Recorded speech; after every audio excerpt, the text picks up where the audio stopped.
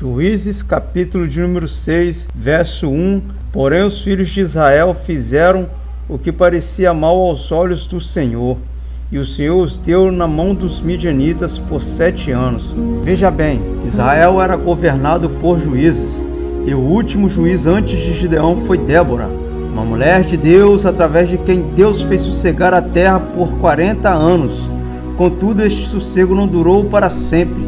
Débora morreu e o povo caiu no pecado contra Deus. E por isso ele permitiu que os midianitas o dominassem por 7 longos anos. O prazer do Senhor é abençoar em seu povo.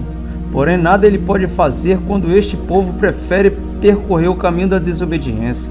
No capítulo 1 de Juízes, conta que eles foram desobedientes a Deus. E em algumas Bíblias está escrito: Deus os deu. Será que Deus presenteou o inimigo? Não. Significa Deus se distanciou. Isso é regra básica no mundo espiritual. Quando Deus se distancia, o inimigo se aproxima. O resultado disso, 7 anos de opressão. Qualquer lugar que você semeia e não colhe, o resultado é você falir. Gálatas capítulo de número 6, verso 7 nos diz: Não vos enganeis, de Deus não se zomba, pois aquilo que o homem semear, isso também ceifará.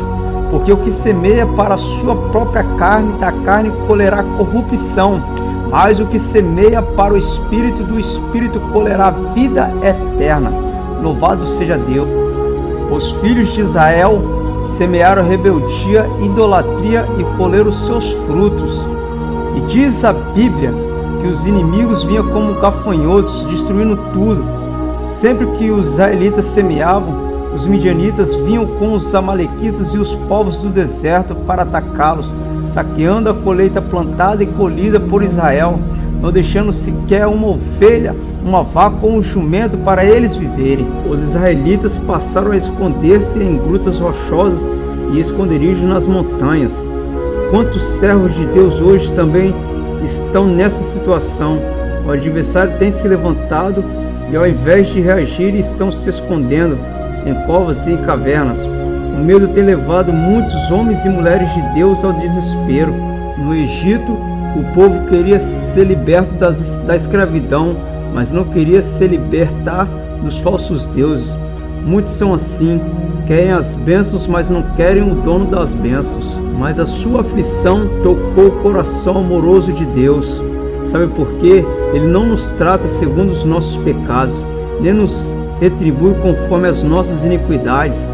Salmo 103:10 diz: Em sua misericórdia e graça não nos dá aquilo que merecemos. Então o anjo do Senhor veio e assentou-se debaixo de um carvalho que estava perto do povoado de Ofra.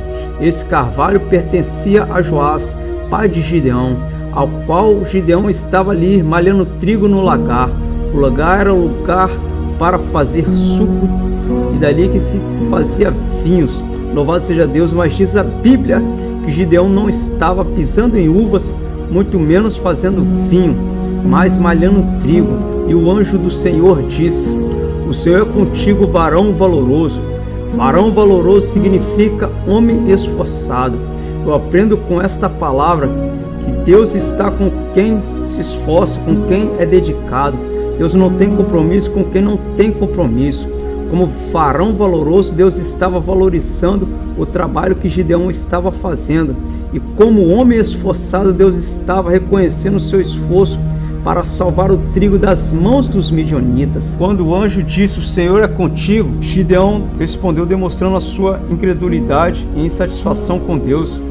Ele disse: Se o Senhor é conosco, por que está acontecendo tudo isso com a gente? Onde estão as maravilhas que os nossos antepassados nos contaram, que o Senhor costumava fazer quando nos trouxe do Egito?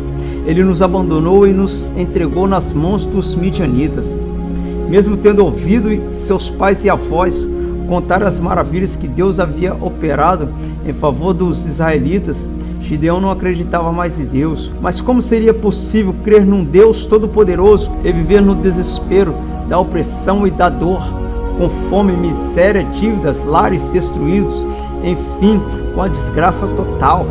E há tantos dentro e fora da igreja na situação de Gideão que falam: se o Senhor é comigo, por que tantas lutas, tantas pedradas, tantas decepções, tanto choro, porque eu não consigo emprego, porque meu casamento não está dando certo, porque meu filho está nas drogas, acabam duvidando de Deus, assim como Gideão. Não é assim que nós fazemos quando algo parece estar errado? Não acusamos Deus de nos abandonar, que Deus não ouve as nossas orações, mas tem uma notícia para você: Deus não te abandonou, nem se esqueceu de você. Veja o que diz a tua palavra. Porém, Sião diz: já me desamparou o Senhor, e o meu Senhor se esqueceu de mim.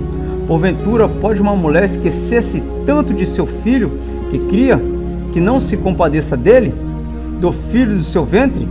Mas ainda que esta se esquecesse dele, contudo eu não me esquecerei de ti, diz o Senhor. Aleluia. Então o anjo disse: vai nessa tua força e livrarás Israel das mãos dos midianitas.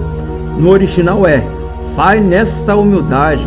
O termo humildade vem de humus, palavra de origem latina que quer dizer terra fértil, rica em nutrientes e preparada para receber a semente. Assim é uma pessoa humilde, está sempre disposta a aprender e deixar brotar no solo fértil do seu coração a boa e preciosa semente que vem do céu. Então, o que é humildade? Humildade é total dependência. Então, o que o anjo quis dizer? Continue dependendo de Deus e você obterá a vitória em suas batalhas. E o que Deus quer dizer para mim e para você nesta noite: dependa de mim, confie em mim, coloca sua total dependência em mim e colocarei os seus inimigos por terra. Louvado seja Deus, que essa palavra tenha falado ao seu coração. Que Deus te abençoe.